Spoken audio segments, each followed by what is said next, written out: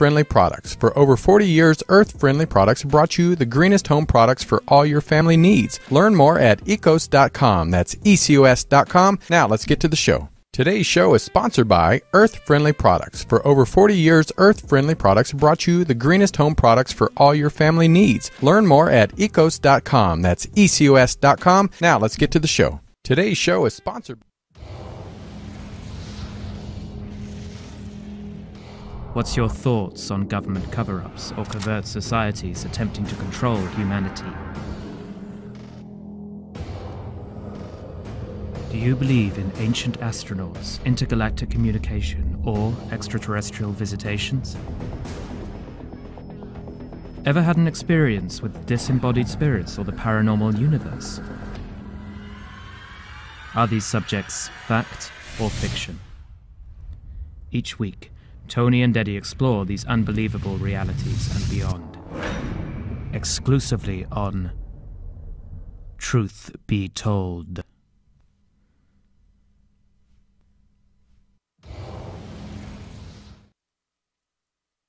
Hello and welcome back to another amazing hour of Truth Be Told with Tony and Eddie. I'm your host, Tony Sweet, and with me now, your other host, Eddie Connor. Hi, everybody. We're happy today because we're speaking and experiencing healing, inspiration, and soul purpose with Thought Whisperer, author, and holistic coach Linda Gabriel. But first, she has some questions for you. Are you thriving or merely surviving? Are you living a life that's inspired and inspiring? Are you expressing your soul purpose in every area of your life? These are just a few topics that are so important in everyday life. I agree. Now, Linda Gabriel assists her clients to connect with their highest truths. She brings intuitive energy work, Psych K, educational kinesiology, EFT, cranial sacrum therapy, neuro-linguistic programming, and hypnotherapy to her practice. And this is all in addition to teaching workshops all around the country. Ladies and gentlemen, please welcome our esteemed guest, author, holistic coach, and thought whisperer, Linda Gabriel. Welcome, welcome, Linda. Thank you so much for being here. I have to get some of that applause at home. I love that. I said that's my alarm clock every morning. I have that. No, I have that at home. In mine, I get a standing ovation every time I put clothes on. So it makes that's great. Oh. There should be an app for that, so you can just like when you need a little upper, you just give yourself a round of applause. That would be like burn, chicka burn. It's like that's a different app, I think. I was going to say they have those, Eddie. I think they do. What, really? Is okay. that called the candy porn app? I think so. All right, so we're gonna talk a lot today about kind of in the past hour of things that we discussed, but I want to talk with you, like you said, for the first timers. We always want to know your journey, where you came from, and how you started on your journey of the gift that you were given. Okay, well, that's a big question. In terms of doing life between life hypnotherapy, I happened to read a book called Journey of Souls by a man named Michael Newton. He's a PhD psychologist. It's a best-selling book, and it's something like, but Brian Weiss had written a book called Many Lives, Many Masters. He's also a left-brain academic kind of person, and Michael Newton's journey was somewhat similar in that he didn't really have a belief system that included past life, and certainly not life between life. And so I was fascinated with his book, and when I read it, I had training in hypnotherapy, but I hadn't heard of this kind of work. For people who don't know, a life between life session is somewhat similar to a past life regression, only you go through the door of death and continue on in the session and experience the same kind of things that people report from near-death experiences. Only in this case, you don't have to go through a physical trauma, which is the good part. Which was always the scary. Yeah, I was going to say scary part, right? Scary part. Yeah, and also, and we use I use a light trance. Some people go into a deeper trance. There's a belief that you have to go really deep to access this information. I found that's not necessarily so. It depends on willingness to know the things you already know, you know. So what we do is relax the conscious mind enough so that people can access this material within themselves. So I don't do a reading. I do work with people, and they tell me what their experience is. So when I read this book, Journey of Souls, I was galvanized. I just felt I'm supposed to do that work. And I tried to find out. I happened to be traveling around the country. I had an RV for a couple of years, and I didn't have like a permanent address. And I was interested in getting training from Michael Newton, but I had no way to get in touch with him. And I just knew that he lived in California, and I Googled his name, and there were 35 Michael Newtons that lived in California. And I picked one, and I called it. And it was the one? It was him. Wow. I thought, I'd get a secretary or a receptionist or an answering machine, but he actually answered the phone. It happened to be his home phone number. He had no idea. He's not internet savvy, so he had no idea that he was listed in any way, shape, or form. And the first thing he did was, you shouldn't have called me. You should have written to the publisher. I have a 2-year waiting list. And after he took a breath, I said, well, actually, I think it'd be lovely to have a session with you, but I'm really interested in getting training. And so that put that in motion. And about 2 years later, I had the opportunity to work with him directly, to be trained by him. And it happened to be about 10 days after 2001, 9/11. Wow. And I thought, I was living on the East Coast at that time, and the training was in Virginia Beach, Virginia. And I thought, if he can fly across country, because they weren't even letting planes in the air, if you remember. Yeah. And the airplane I took was one of the first ones. I didn't even know if my flight would be in service. Right. And so I got on that plane, and I think there might have been 7 people, and the crew who were everyone was really nice to each other. Oh, of course. At that time.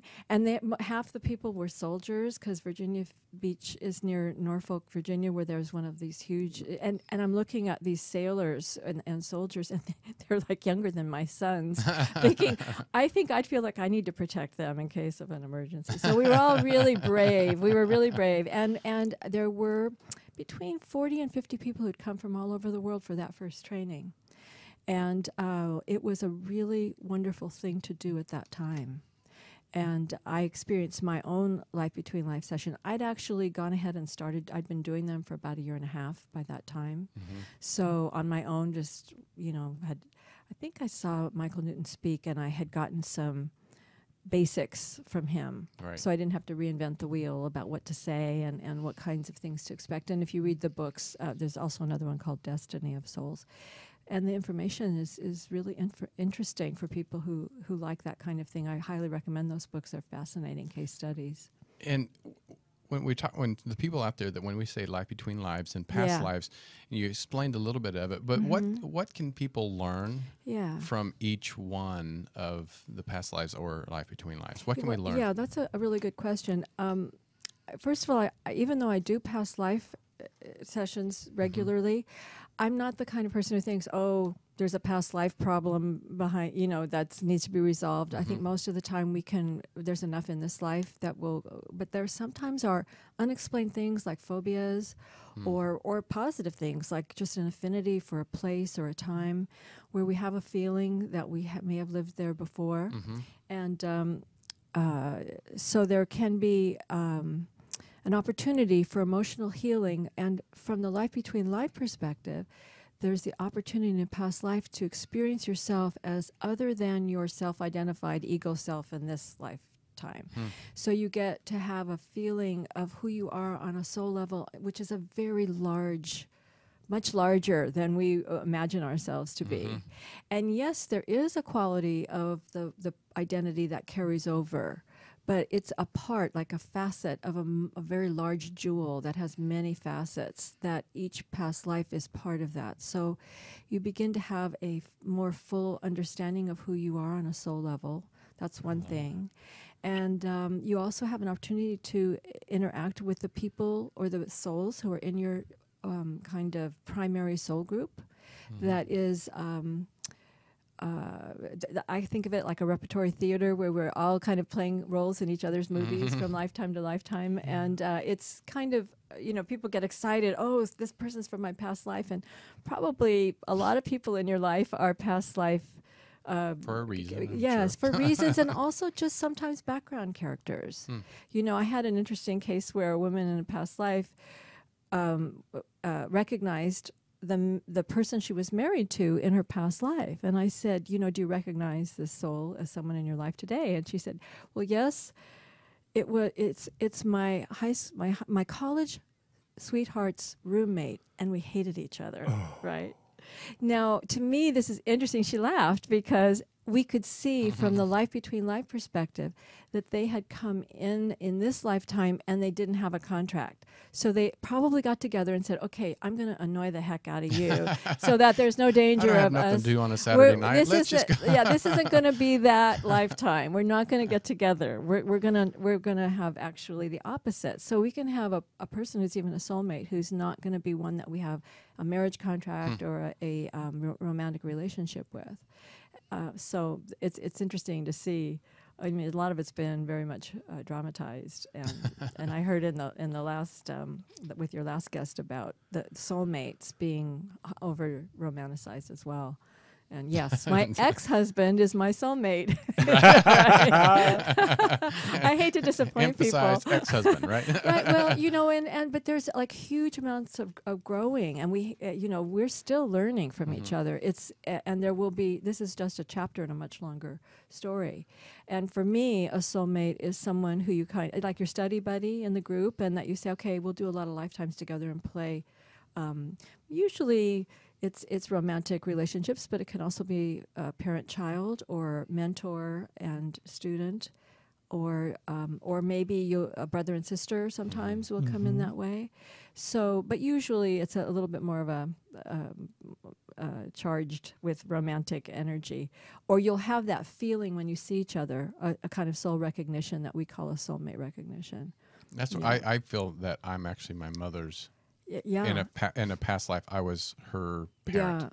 Yeah. Because I'm almost her parent in this life. Yeah, and I think that we change roles like that, and you know, it's not uncommon for that to happen, and or sometimes one is always the parent and one is always the child. Yeah, but we explore that kind of thing, and when we do a life between life, you have the option if your guide wants to show you more than one lifetime or little aspects, themes, and variations that you've been exploring, and that can be quite interesting too. So that you have a feeling of what you've been working on as a soul to kind of polish your own I call it like a jewel that that our soul is. Gathering experiences. Is there points in your life where people come into your life to put you on a journey to find your past lives? I think that's quite possible. I mean, you know, because I mean, there's people that struggle. Somebody comes in their life, fine. You know what? I'm going to go on a spiritual journey because I've had enough of people because of this particular person, and in that journey, they end up finding their past life, to their spiritual, the spirit guides or whatever it is. Yeah, I would say that it may not be a person so much as a situation or something where your life, what we on this side feel is the worst thing that could happen is a crisis, right? Or and so, but that when everything else fails, you have nothing else to do but look inward if you're smart, right? You know, and so that it could be. The key word was if you're smart. Yeah, that's or if you, I mean, if you're willing to have that part of you activated. And on one level, from the life between life work, we find out that we actually set that up for ourselves. Yeah, That's actually something that it's time for us to choose. One of the things that's interesting is I've noticed an awful lot of spiritually aware people who are healers and teachers came from really bad families. Yeah.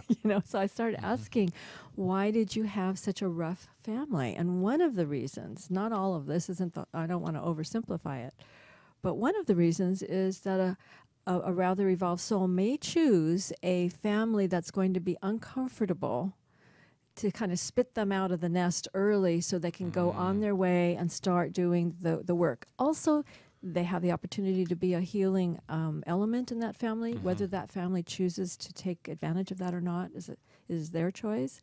But if it was too comfortable, they might just stay in that nice Norman Rockwell environment rather than getting out in the world and doing the work they were meant to do. Plus, they develop a lot of empathy for remembering how hard it is, how tough it is when we're on the fit. This is a kind of rough experience, the physical experience compared to our soul experience. That's why so many people say, I want to go home. Yeah, and why did I choose this? Why did I choose this? Yeah, I find too that it's learning through opposites. So if you're an empath, compassionate, loving person, you're dumped.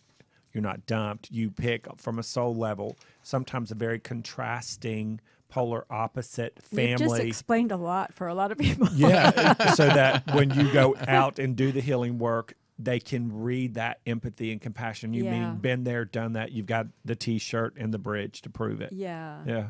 You know, I lived in Hawaii for 20 years, and there's something called Ho'oponopono, which says that you are, if you're experiencing something, you're a part of it. But I think there's a piece to it that you're saying that sometimes we're not actually, like you might be surrounded by a lot of people who tell fibs or lies, but you're a real truth teller. So that could be that juxtaposition you're talking about, to kind of bring a contrast and to give people another way of understanding themselves. Yeah. I love that. And I like, I'm going to say it wrong, the Ho'oponopono. Yeah. Ho'o. Pono. Yeah. Joe Vitale and Dr. Dr. Haleakala. Yes. Hugh Len. Yeah. It's a great book. Yeah. I like the doctor better than I did Joe, though. Yeah. Well, Joe's a real force in the world, and I think that he really brought the Ho'oponopono to mainstream. Yeah, and that's what I appreciate. But sometimes it's like, dude, it's okay, just relax. I like the doctor kept bringing him back to center. He's like, but da-da-da-da-da. And come back to center. Da-da-da-da-da. Come back to center. I love you. Thank you. Please forgive me. I'm sorry. Please forgive me. Thank you. I love you. Yeah. It's so powerful. Yeah, it is. So how did you become the Thought Whisperer? Well, because when I'm talking to people, even when I'm doing past life and life between life work, what I ask them to bring a list of the most important people in their life and a list of the most important events in their life. And when you have that and the questions they have for their guide, you get a kind of Reader's Digest version of their life. Yeah. And even the questions can be phrased in such a way that are unempowering. One of those questions would usually start with the word why, because we're very addicted to understanding, well, why do I keep having problems with romance, or why can't I lose weight? And that isn't a very empowering question, because you get a long story about why, but you don't get the how do I change it. So working with language and having that inner ear for language that you learn when you do hypnotherapy, it's about talking to the subconscious mind and giving the subconscious more resourceful ways of helping you. It actually, the subconscious, again, comes from my background in Hawaii.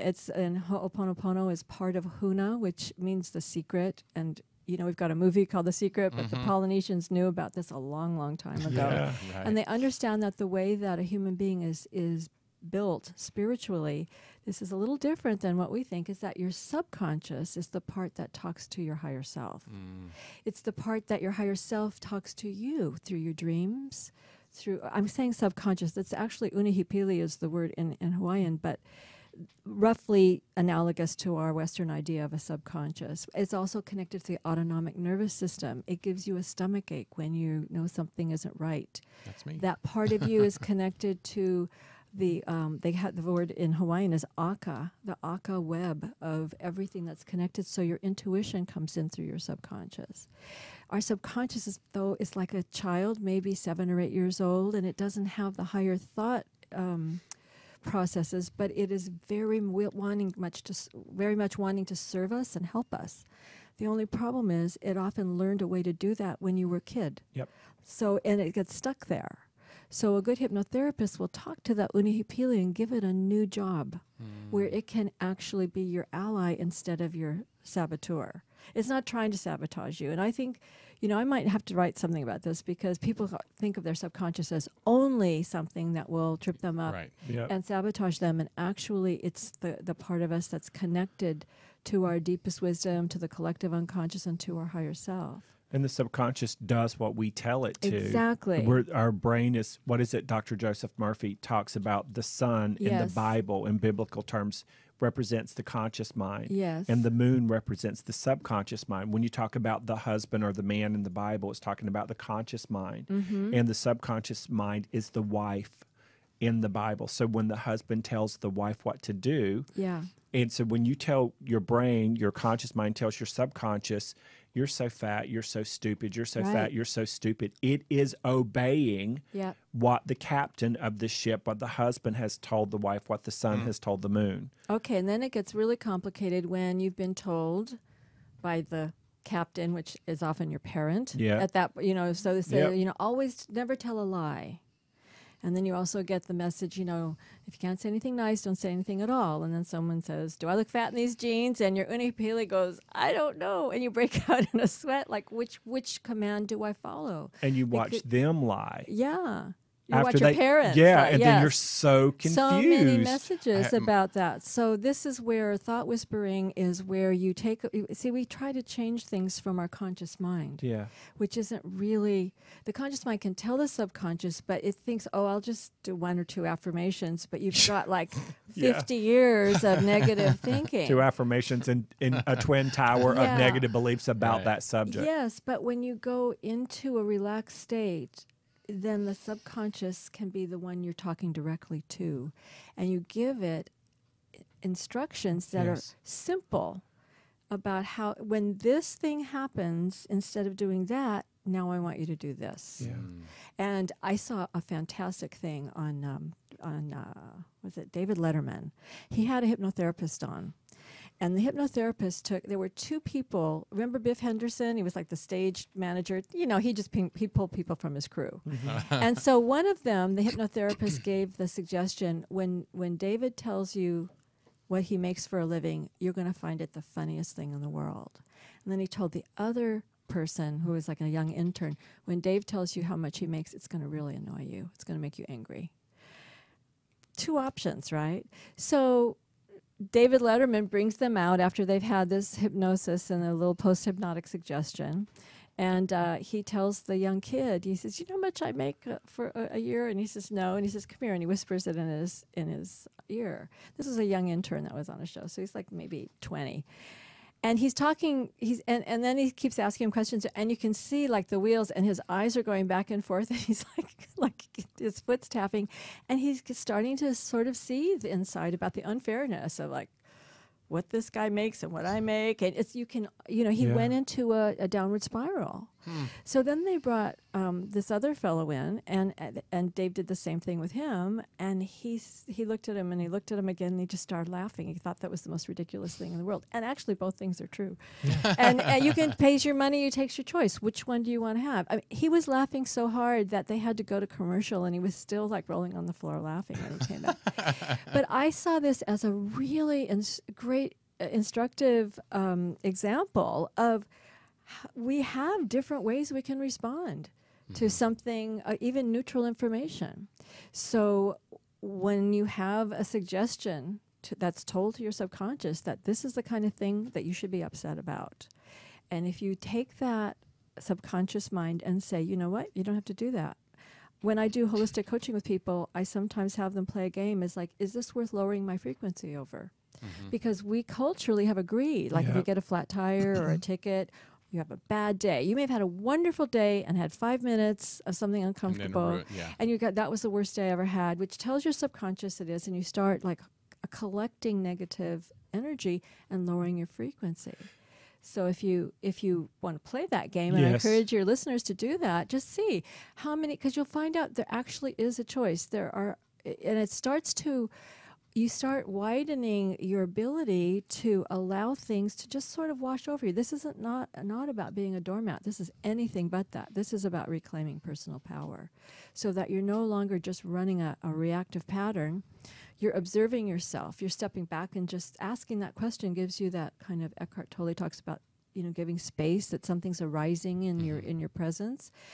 do I want to lower my frequency over a ticket, or and often you can say, you know what, no, I don't have to. And the longer you stay in that puddle of thought, let's say you fall into, you get the ticket or you get the flat tire, and now you're mad about it. You will start telling yourself the story of every bad thing that ever happened to you in your mind without telling another person. Yeah. And now you have activated in your subconscious mind every low frequency, negative, whiny, bitchy, sucky, moany thing that's ever happened. And that's when your subconscious isn't sabotaging you. It's what you're doing and telling it to do on your behalf. Yeah. And, we call that intelligence and learning. It's like I'm smart enough to know that and have preemptive negativity to make sure that we won't have anything wrong happen. And frankly, we're walking around with this cloud over our heads, so you don't even have to have anything bad happen. You're already in that state, right? Yeah. Right. Yeah. That's fascinating. Yeah. Well, what we're going to do is I think we're going to take just a quick break, about just 15-second break. And then when we come back, we have so much more to talk to Linda Gabriel, the Thought Whisperer. And you can go to her website, lindagabriel.com. And we will be right back. This is Truth Be Told with Tony and Eddie. I'm Tony Sweet. I'm Eddie Connor. And you're listening to us on Universal Broadcasting Network. Don't go anywhere. We'll be right back. Today's show is sponsored by Adventures Unlimited Press. Take your mind on a literary journey and go to adventuresunlimitedpress.com to purchase books from our famed experts featured right here on Truth Be Told. That's adventuresunlimitedpress.com. Now, back to the show. Today's show. Hi, everybody. Welcome back to Truth Be Told with Tony and Eddie. I'm Eddie Connor. And I'm Tony Sweet. And we have in the house Linda Gabriel. She's an author, a holistic coach, and the Thought Whisperer. Yes. I bet people do that all day long to you, don't they? Thought Whisperer. Thinking they're being all clever and shit. And then here I am like, the Thought Whisperer. And she's like, oh, that's It's funny. like, please, been done to I death. like it. I'm going to hire you for my answering machine. Oh, thank you. I'll be like, Hercules, Hercules, Hercules. So what's something you have worked with someone on as a coach that is that you can say on the air, that is one of the standout, unbelievable moments you had ever experienced in your work as an author, as a coach, and as a thought whisperer? That's a really big question. I have to go through my records here and what I can and can't talk about. I know, that's the trippy part. Yeah. I have worked with, I can't talk about it too much, but I'm going to put this in generic terms, okay? One of the things that we do is interpret. All right, I'm going to back up one more step here. Before the break, I wanted to say that I have determined through my own informal research that about 99.2% of human suffering, I'm just making that number up, but a huge majority of human suffering, except when we're in physical pain, outside of that, is created by thought. Yeah. That's part of the Thought Whisperer. So the hell is inside your head. Yeah. Right? So even if somebody has done something to you that's personal, the 4 Agreements by Miguel Ruiz. He's one of my favorite authors, and he talks about being impeccable with your word. Don't take things personally. And I've worked with him a little more, than just reading the book. And he says, even when it's personal, this is not an exception, especially when it's personal. Don't take it personally. This is a path to mastery, actually. If you can do that just a little bit, it's amazing what happens. So the other thing is don't make assumptions, right? Yeah. And always do your best. And Miguel says no more or no less, because it's not about being perfect. It's about doing your best in that moment. So these are elements, of course. They're wonderful elements for holistic coaching. It took me a while to realize they weren't just about being a nice person, because that's what it sounds like. This is a path to personal power, because as you reclaim, just try one of them. Just try to be impeccable with your word. And that means don't use your word against yourself either. So it's part, that's right. Yourself, it's what you were saying about all those negative thoughts, and you don't even have to speak them. No. So especially don't speak them, but even trying to be impeccable with your word in your mind is a real challenging thing to do. So I have several people who have made assumptions, taken things personally, and have spoken against themselves in the face of silence. You've turned in a script and you haven't gotten heard back, or you. As one person sent a text to her boyfriend's brother, and he didn't write her back, and she figured they're imagining these people hate me. I've done this too. You know, I worked with a young woman who she had a sleep problem. She'd been to UCLA sleep lab, which was a little bit intimidating, and she came to me to work on curing insomnia that she'd had since she was a teenager. She'd been on medication for 15 years or something like that. And she came to see me. I worked with her, and then I didn't hear from her for like 3 months. And in my mind, it was that didn't work. That was the voice in my mind. But about 3 months later, she called me and she said, I want to work with you about something else, for You're like what? No, I said, really? I said, how's it going with the sleep? I'm kind of afraid to ask. And she said, oh, I quit taking my medication like a week after I saw you. My boyfriend says I sleep too much now. So I was absolutely wrong in my interpretation. And that is one of the things that if you can not, because it's so draining when you're carrying those thoughts, and you find out, in the case of the boyfriend's brother not calling or texting her back, it was because he lost his phone. And she had all these stories that were not making her feel good about herself or him, and was spending, you have those all those conversations in your head. All of that was a waste of time and energy. So I would say that's, for people who are listening to take away, like, start letting silence be silence. Don't rush to inject your interpretation, because it may be right, it may be wrong, but you don't know until you actually find out. And I've seen that with scenarios where exactly the opposite of what the people thought, and they may have held negative feelings for years that weren't based on anything in reality. I have somebody that actually about every other day, asks me, are you upset with me? Yeah. And I finally said, if you keep asking me that, I will be upset with you, because it gets annoying after a while. Yeah. And there's probably a story there about childhood, and and so all of those things. And so this is why when I say, don't ask why do I always think people are upset with me?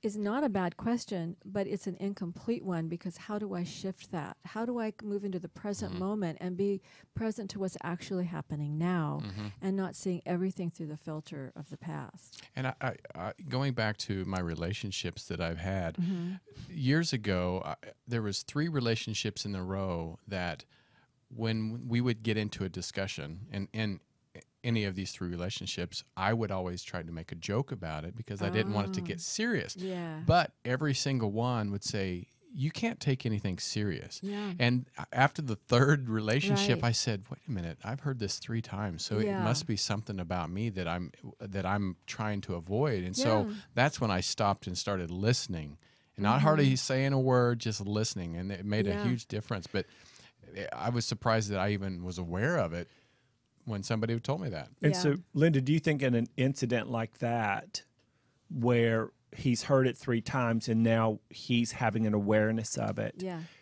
that if you are going to ask why, it would be, why is that my default pattern? When did I learn to do this, and how can I rise above it? I think it's worth asking and investigating it, because it may be that there's a fear of things getting too serious or intimate, because when people have a little bit of a conflict, actually anger in its proper form is a warm human emotion that invites us to take the conversation deeper.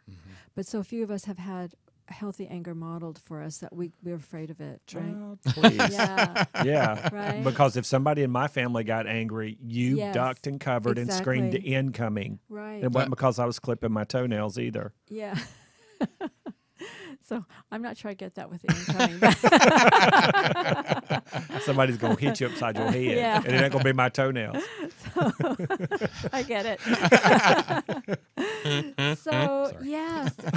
So, it may be, or it could just be a habit of communication within your family, and it's actually harmless. well, and what- it's something that both the people Yeah. who are giving you that information and you to learn about. Which you What- were doing out of love in your mind. But the reason I went back and I finally figured out what it was is back when I was a child, I was the youngest.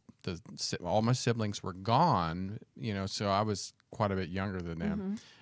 When my parents would argue for whatever reason, I would be the comic relief to try to get them to stop. That's a whole role that And people play in a yeah. family. And that's when I realized what it was. I knew It was it took your me a while. job to make everybody happy again and not let it be. And when you're a kid and it's your parents, it's the stakes are really high. Right. And by, So, and yes. by Carol Burnett, Ellen DeGeneres, Same thing. Rosie O'Donnell, Yeah. the exact same thing. Yeah. So, there is They that. made theirs pay. Yeah, they Yeah, right. did.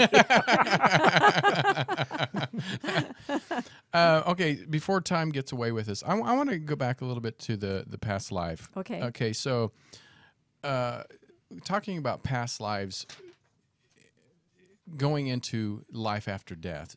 So one of the questions I see, it says, does this validate that there is a life after death? So when is there a time do you feel that we're done? Like we're not coming back, or do you have that expertise in what you do? Well, first of all, I'm going to say that I've gleaned information from, I don't know, probably a couple thousand sessions now of both past life and life between life combined. And I have come to the conclusion that we are here learning lessons, but I kind of don't like that idea of Earth being a school, only because most of us have suffered at the hands of very poor educational institutions. So we think about school as the thing you want to get over with so you can have summer vacation, right? And so we think of being here in a life must be punished, like reform school, right? And if I'm here again, I must have failed the 5th grade, and I'm having to do this over and over. I think from what I've learned in all of this work is this is the vacation. That the soul comes here to experience separation and limitation, because those are rather exotic things for who we are on a spiritual level. You can't experience something like patience when there's no time or space. You don't have to wait for anything. And so, we even created here like the idea that you don't open your Christmas presents until December 25th. It's all just the same stuff, but we wrap it up and we wait and we build anticipation. You can only do that here on the physical plane. And the things that we think are really horrible, like we have this huge hurricane moving toward Mexico. Which is named after our mothers, by the Is way. it? Oh my Patricia, gosh. yeah. There was the one before there was a Hurricane Linda. That was one of the biggest ones for a long time. So I know how your moms feel. It's like, What's funny, his mom's is Patricia Ann, and my mom's Patricia Ann. oh Yeah. my gosh, isn't that interesting? Well, I find that there's vibrational similarities with names like that. Anyway, people have people in their lives with a lot of the similar names. That happens sometimes. But anyway, where was I? That Between lives. yes, in terms of what we're doing here on Earth, Yeah. I prefer that we think of it as the soul is working on hobbies. And that's the thing you do. You tinker in your garage, or you go in the backyard after you've worked, and you get to, it's enjoyable.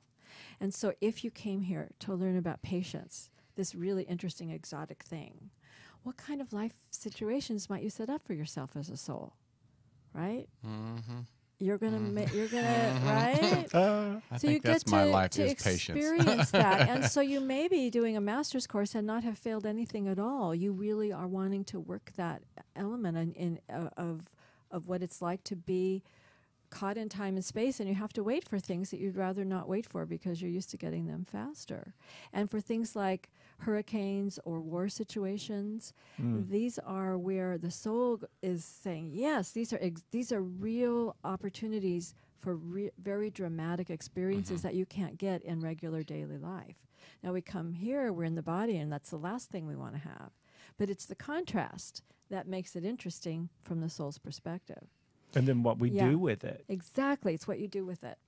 I remember right before the shock and awe when George W. Bush was beginning to First bomb. Iraq. The second one.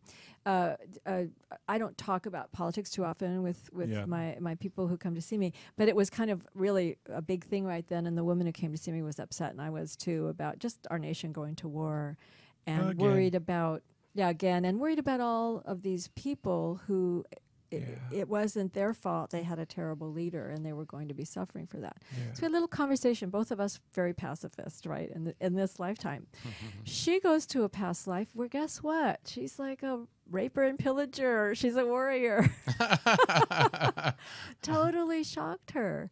And, she had, her guide came in. I can't remember exactly what happened, but her guide said to us, actually, it's as though her guide had been listening to our conversation before the session started and just kind of said, make no mistake, war is not an elective class. All souls will experience that.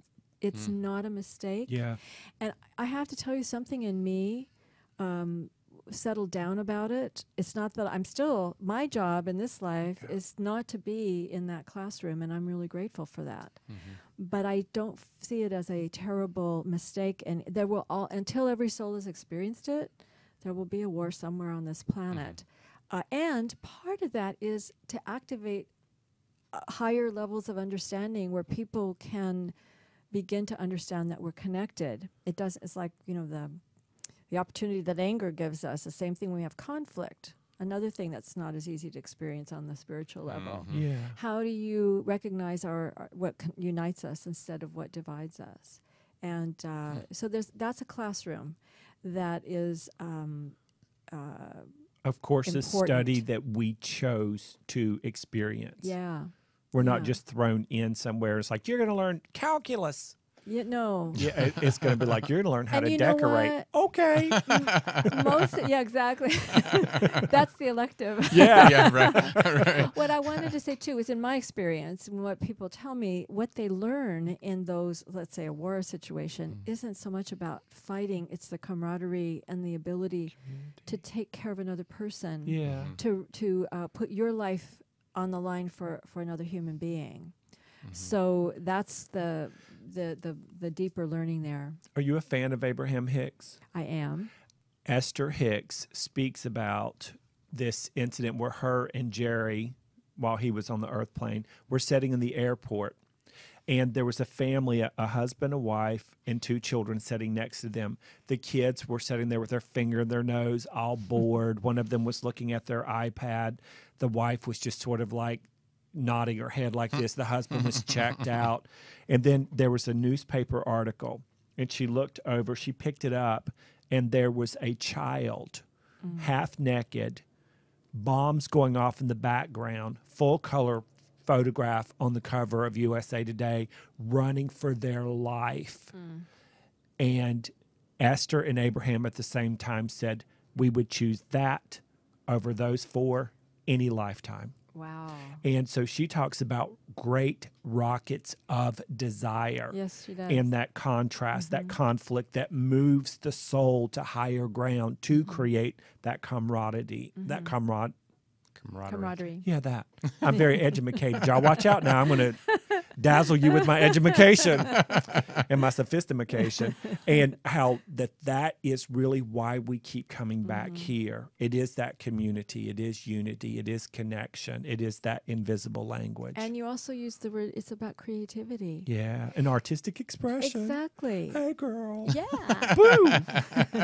I love that. Yeah, and that to me, doesn't in an Abraham-esque way, doesn't that make you feel better than I'm failing 3rd grade and I have to come back here and I can't get off this planet? Yes, 100,000%. Yeah. And even if you do subscribe to the kind of Wheel of Karma Hindu version of we have to come back and purify ourselves before we can get off this planet, if you have any shred in you that says, I'm never coming back or I got to get off this planet, you're coming back. Your right? ass is coming back. Because if you get to the point where you're saying, you know what, I'll come if they need me, then you're ready. Then you don't have to come back. But you will anyway. Yeah. In LA, I hear this all the time. I know, I'm an old soul, and this is my last lifetime. I'm like, And when did you make that decision? I don't confront people about that, but I sometimes would like to. Because you've been between lives, you've been in past lives, you've been there thousands of times with other people. You know, there's one of those catapult machines in non-physical that for the very people who say, I am never coming back, I am evolved, I am smart, I am intelligent, and then it's going to be like, they're going to be in non-physical for 2 seconds. Going to be like, your ass is coming back. Bam. Yeah, you know who does that? The people who suicide have that thing. But even then, I mean, that's funny, and I love that image. I kind of think of it as like you're jumping down the chute off the airplane, you know, like we're going, or a roller coaster. But actually, you do have a choice. Yeah. No one's forced to be here. Exactly. You know? So you get on that catapult and say, launch me, you know. And you may, but I want to just say one thing about that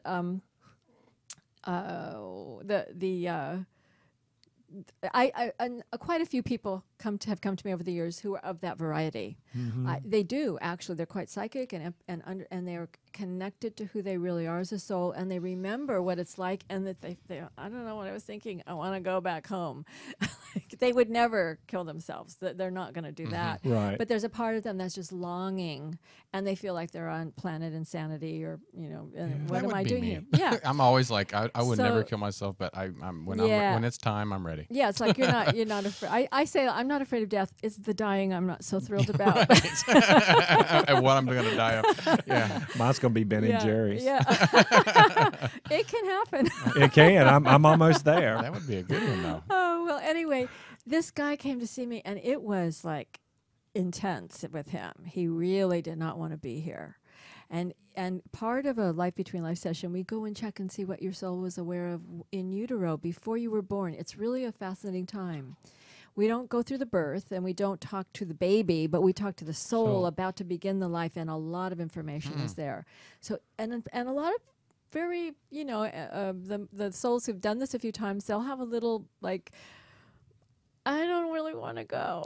Yeah. You know, or, what have I done? Yeah, they'll say, I'm anxious. And so I say, is that anxious good or anxious bad? Because some people say, I just want to go and get started. Now they're saying, I don't know if I want this family to be, you know, taking care of me. And what was I thinking? So this guy was of that variety. Even in the in utero, talking to his soul, he said, I don't want to do this. I don't want to be in a body. I don't want to experience gravity. I don't want any of that stuff. So I'm thinking, it's interesting. So we go back into his Life Between Life. I can't remember if we went through a past life to get there, because some people just float back there from in utero, because that's where you came from, right? And he's in a place where he's standing with his guide, and he describes this inner world that people describe. You know, skeptics would say, well, everyone's a little bit different, but it's being created in your neurology, but there are aspects of it that if you have the eyes to see and the ears to hear, you realize, oh, this is a place where we meet our guide. It could be on a bridge, it could be on a park bench. His was like sitting around a well. And he and his guide are very quietly communing, and he's very grateful to be there. And when they look down in the well, he can see all of the lifetimes he's had as a kind of vision in this. It's like he can see Earth way down there and the lifetimes he's had.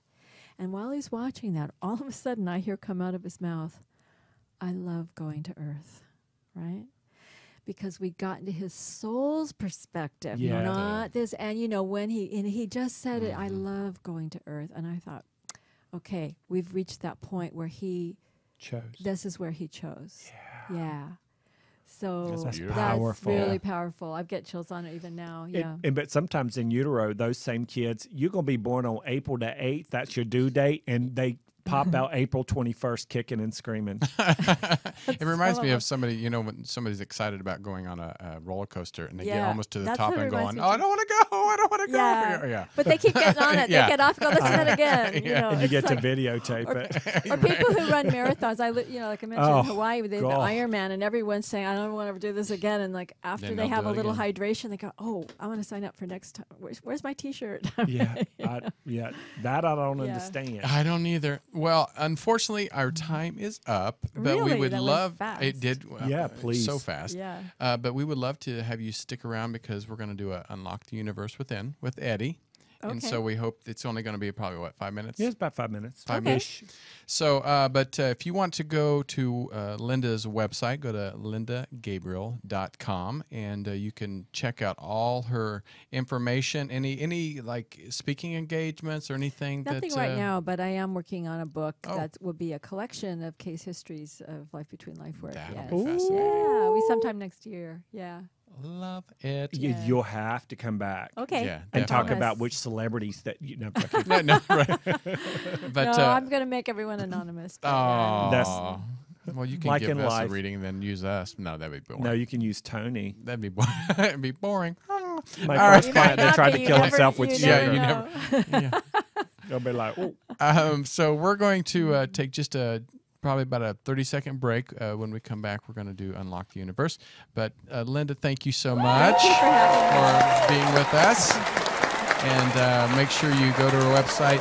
And you can go to our website, truthbetoldwebtv.com, to check out the archive. And also all the podcasts are now on iTunes, Stitcher, TuneIn, Spreaker, and iHeartRadio. So we are excited about that, and we want to thank you guys for tuning in every week and sending us the emails and comments and downloads. It's much appreciated. So, all right, we'll be right back in just a minute, so don't go anywhere.